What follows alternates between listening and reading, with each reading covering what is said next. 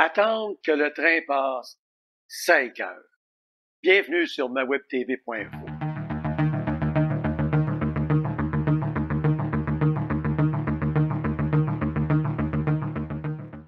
Le maire de Frontenac, M. Gaby Gendron, a été la cible d'une lettre d'opinion dans la dernière édition d'Écho de Frontenac, et je remercie ce citoyen d'avoir écrit sa lettre parce que ça va me permettre de vous donner quelques éléments si j'avais été dans un vrai débat.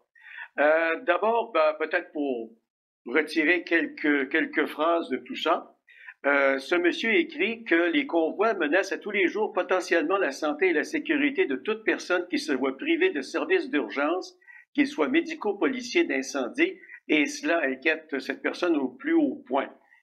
Cette personne dit également, en parlant de l'administration municipale, comment pouvez-vous justifier vous opposer avec votre administration municipale à la voie de contournement alors que parallèlement vous mettez en péril notre santé et notre sécurité? Ça va bien votre affaire, mon monsieur. Ensuite, on dit à monsieur le maire que les convois ferroviaires sont présentement, et ce, plusieurs fois par jour, dans l'environnement immédiat de nombreux résidents de Frontenac, Lac-Mégantic et Nantes, puis c'est comme ça, mon cher monsieur, ça faut au-dessus de 100 ans.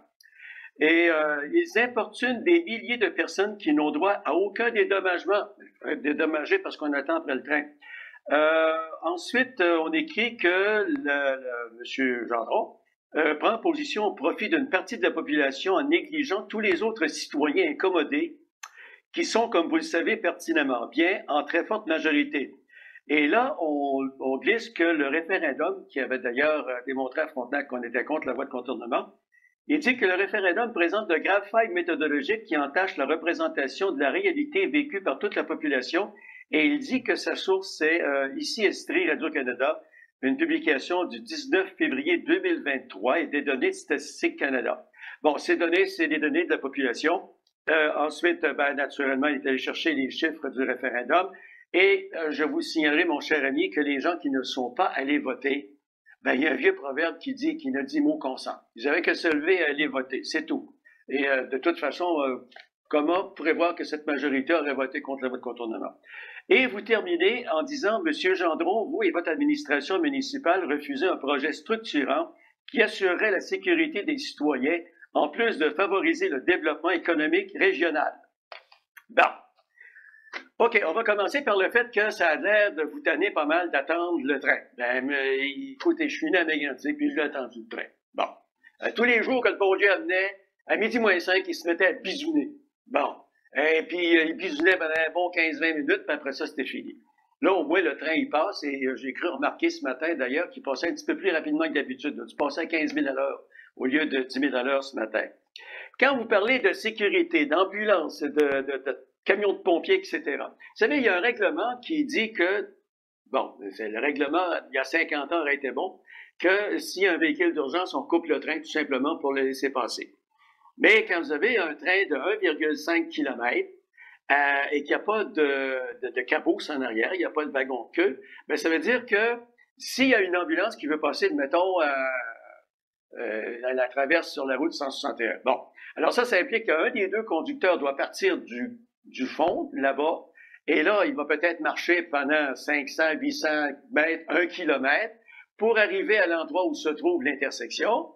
Et là, il faudra qu'il évalue le nombre de wagons qui restent en arrière pour appliquer un nombre X de freins à main, appeler le conducteur en avant pour que lui avance, parce que là, je n'ai pas parlé du temps que ça prend pour arrêter le train, pour qu'il avance, laisser passer l'ambulance, reculer, refaire les jonctions, enlever les freins à main et partir à pied pour s'en tourner parce qu'il faut que ça fonctionne avec deux conducteurs. Vous imaginez bien que c'est bien mieux qu'on laisse le train passer, que l'ambulance attende peut-être 3, 4, 5 minutes. Je vous concède que chaque minute compte, surtout si on parle d'un incident cardiaque. Mais je suis abonné à un site qui s'appelle La Dernière Ambulance depuis quelques années et je n'ai pas encore lu le fait que ce soit arrivé. Ça peut arriver, oui, ça peut arriver. Mais sur le nombre de trains et tout, le nombre de cas d'urgence possibles, et n'oubliez pas que c'est sur certains secteurs qu'on peut avoir des retards, parce qu'en ville, ici, c'est facile, très facile de contourner le train s'il est au centre-ville.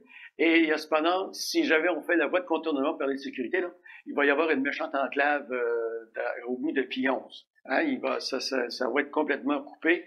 Là, ce ne sera pas évident d'y aller pour les ambulances. Donc, Au niveau de la sécurité, ben là, vous êtes dans le champ complètement. Maintenant, quand vous parlez de, que c'est un point très important pour l'économie de la région, je vais vous dire que c'est un point bien plus important pour l'économie du CP qui est ici, que ça peut l'être pour la région ici. Et ce que je vais vous mettre en balance, vous là, vous êtes dans votre voiture, puis vous êtes en beau voile vert, que ça prend du temps que le train t'y passe, OK? Vous vous êtes appuyé sur les éléments d'urgence pour justifier votre argumentaire, et jusque-là, votre argumentaire ne tient pas fort, et en même temps, vous vous attaquez au maire qui, d'après vous, ne s'occupe pas de la majorité des gens de la municipalité. Est-ce que je peux vous dire, en passant, parce que ça ne doit pas vous déranger, qu'il y aurait destruction de 116 hectares de milieux humides. Milieux humides qui constituent le filtre de la nappe phréatique, à laquelle s'alimentent de nombreux puits privés de résidents de Frontenac qui ont élu M. Gendron-Lapéry. En même temps, la ville de Lac-Mégantic aussi est très silencieuse là-dessus, mais la ville de Lac-Mégantic prend son eau dans le trou, dans le même trou d'eau. Et peut-être que ça ne vous dérange pas non plus du tout qu'on gaspille par jour 55 millions de litres d'eau qu'on fout à la rivière. Et puis, là, quelle sera, à la suite de ce dénoyage, la quantité et la qualité de l'eau, autant pour les gens de Frontenac, les gens de Val-Nord que les gens de Lac-Mégantic. Autre question que vous pouvez vous poser, c'est quelles seront les conséquences sur les eaux de la rivière Chaudière, à laquelle plusieurs municipalités jusqu'à Lévis s'alimentent.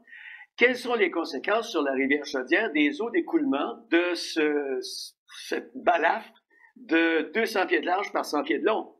Parce que là, il n'y a plus de milieu humide, il n'y a rien. Alors l'eau, elle va aller où? Ah ben, elle va se ramasser dans la rivière. Et puis, si vous me trouvez une locomotive qui ne perd pas d'huile, là, donnez-moi le numéro, je vais aller le voir. Alors, sur ça, mesdames et messieurs, vous avez eu une partie de ce qui aurait pu être un débat extrêmement intéressant entre moi et Mme Morin.